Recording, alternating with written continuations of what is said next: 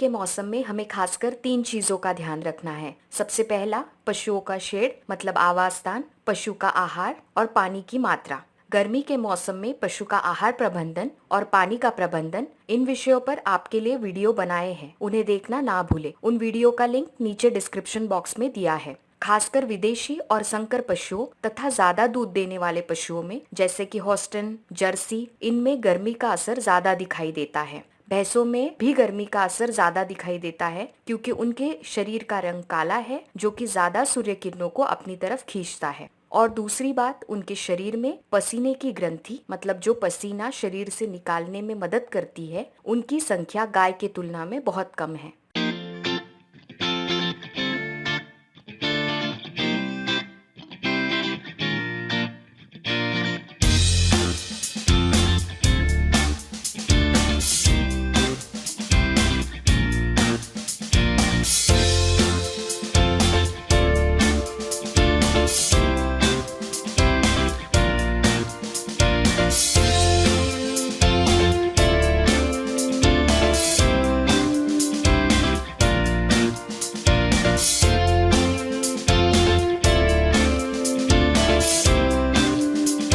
तो चलिए सबसे पहले जानते हैं, क्या पशुओं पर गर्मी का तनाव सिर्फ वातावरण के तापमान की वजह से आता है?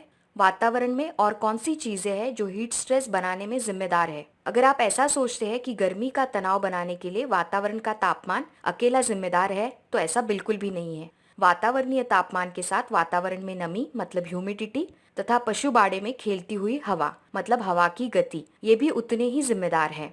गर्मी का तनाव तब गंभीर रूप में दिखता है जब वातावरणीय तापमान तथा वातावरण में नमी दोनों भी ज्यादा हो। गर्मी के तनाव से संबंधित एक संकल्पना जोन ऑफ कंफर्ट के बारे में जानते हैं। ऐसा वातावरण जो पशुओं के लिए सबसे ज्यादा आरामदायक है। पशु जिस वातावरण में सुविधापूर्ण रूप से रह सकते हैं और उनका उत्पादन भी सर्वोत्तम होता है, इस प्रकार के वातावरण को जोन ऑफ कंफर्ट कहा जाता है। ये जोन ऑफ कंफर्ट देसी तथा संकर और विदेशी पशुओं के लिए अलग अलग है। विदेशी तथा संकर पशुओं के लिए इनकी रेंज 4 से 24 डिग्री सेल्सियस, फ़ारेनहाइट में अगर हम बोलेंगे तो 39 से 75 डिग्री फ़ारेनहाइट, और देसी पशुओं के लिए ये रेंज 10 से 27 डिग्री सेल्सियस मतलब 50 से 81 डिग्री फ़ारेनहाइट। जैसे कि हमने देखा, वातावरण की नमी भी उतनी ही जिम्मेदार है। ये नमी मतलब ह्यूमिडिटी अगर 45% से ऊपर हो जाए तो गर्मी का असर पशुओं पर ज्यादा दिखता है। जैसे वातावरण में नमी बढ़ जाती है, पशुओं की वाष्पन उत्सर्जन क्रिया कम हो जाती है और पशु खुद को ठंडा नहीं कर पाते। खुद को ठंडा करने की क्षमता कम होने की वजह से उनके शरीर का तापमान बढ़ता जाता है। तो चलो अभी हम देखते हैं, गाय या भैंस हीट स्ट्रेस में है ये कैसे पहचाने, या हीट स्ट्रेस में पशु क्या लक्षण दिखाते हैं। गाय और भैंस में गर्मी का तनाव, इसका सबसे पहला संकेत है दूध उत्पादन कम होना। पशुओं में श्वसन दर बढ़ जाता है। गाय और भैंस की सांस लेने की गति प्रति मिनट 26 से 50 होनी चाहिए। हीट स्ट्रेस में ये गति बढ़ जाती है। ऐसे समय उनका बुखार मापना बहुत जरूरी होता है। अगर उनका शारीरिक तापमान 103 डिग्री फ़ारेनहाइट से ज्यादा है तो अपने पशु डॉक्टर की सलाह अवश्य ले। पशुओं का शारीरिक तापमान किस प्रकार से लेना है, इस विषय पर हमने वीडियो बनाया है, उसे देखना ना भूले। लिंक नीचे डिस्क्रिप्शन बॉक्स में दिया है। पशु खाना कम खाते हैं, दूध की गुणवत्ता भी कम होती है। जैसे दूध में प्रोटीन और फैट की मात्रा कम हो जाती है। पशुओं की प्यास बढ़ती है, थोड़े थोड़े देर में पानी पीना पसंद करते हैं, बार बार पेशाब भी करते हैं। पशुओं का व्यवहार बदला सा लगता है, जैसे कि छाया की तलाश करना, किसी भी शेड या पेड़ की तलाश करना। पशु बाड़े में होने के बावजूद बाड़े में ऐसी जगह तलाशते हैं जहाँ सूरज की रोशनी कम आ रही हो। सभी पशु एक जगह पर इकट्ठा होते हैं ताकि एक दूसरे को छाया दे सके। पशु लेटना पसंद नहीं करते, पानी में खड़ा रहना पसंद करते हैं। जलकुंड के पास खड़ा रहना उन्हें अच्छा लगता है। जलकुंड के पास ज्यादा गर्दी करने लगते हैं। पशुओं में एक प्रकार की बेचैनी दिखाई देती है। उन्हें ज्यादा पसीना आने लगता है। उनके मुंह से लार का स्राव भी बढ़ जाता है। गर्मी का तनाव अगर बढ़ जाए तो पशु मुंह खुलाकर हांफने लगते हैं और पशुओं को सांस लेने में दिक्कत होती है। तो चलिए अभी जानते हैं गर्मी के दुष्परिणामों को रोकने के लिए पशुओं का बाड़ा कैसा होना चाहिए तथा बाड़े में किन चीजों का प्रबंधन करें।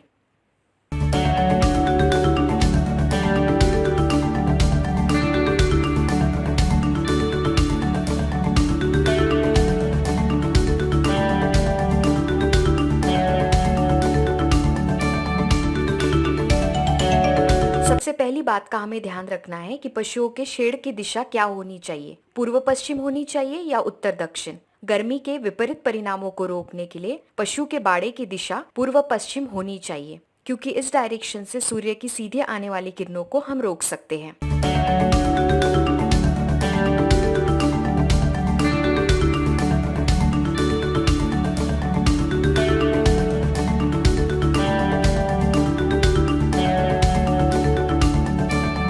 बाड़े की दिशा के साथ साथ हमें बाड़े की ऊंचाई का भी ध्यान रखना है। शेड की ऊंचाई मतलब हाइट सेंटर में लगभग 15 फीट हो और बाजू में मतलब दोनों साइड से 10 फीट, ताकि हवा अच्छे से खेलती रहे।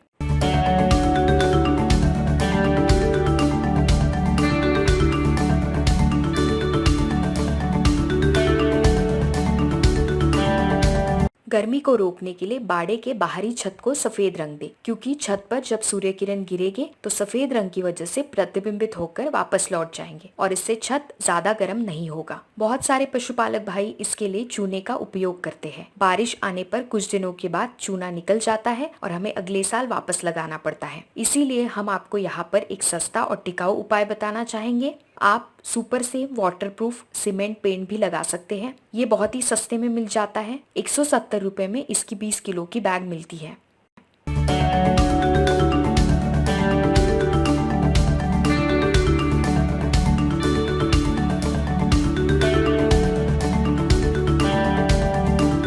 शेड के आसपास छायादार पेड़ लगाएं। इससे वातावरण ठंडा रहता है और पशु बहुत बार इन पेड़ों के नीचे बैठना भी पसंद करते हैं।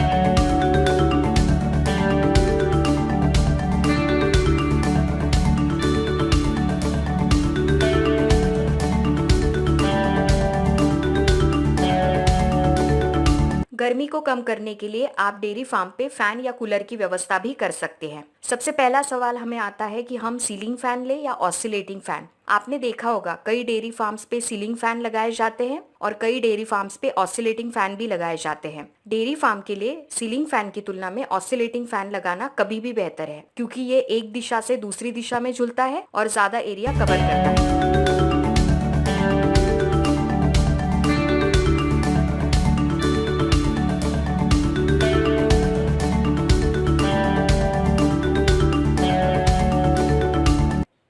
गर्मी के मौसम में जानवरों को धोना चाहिए।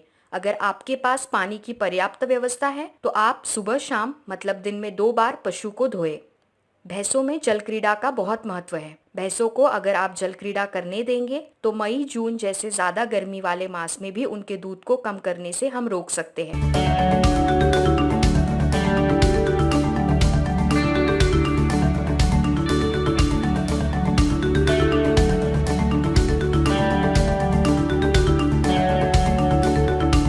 गर्मी के मौसम में आप इस प्रकार के बोरे का मतलब गनी बैग्स का उपयोग कर सकते हैं। इसको आप गीला कर पर्दे के समान दरवाजे पे या खिड़कियों पे लगाएंगे तो ये सूर्य किरणों को भी रोकेंगे और शेड में ठंडक बनाए रखते हैं। कई फार्म्स पे पशु के शरीर पर गनी बैग्स गीले करके डाले जाते हैं ताकि उनका शारीरिक तापमान कम हो जाए।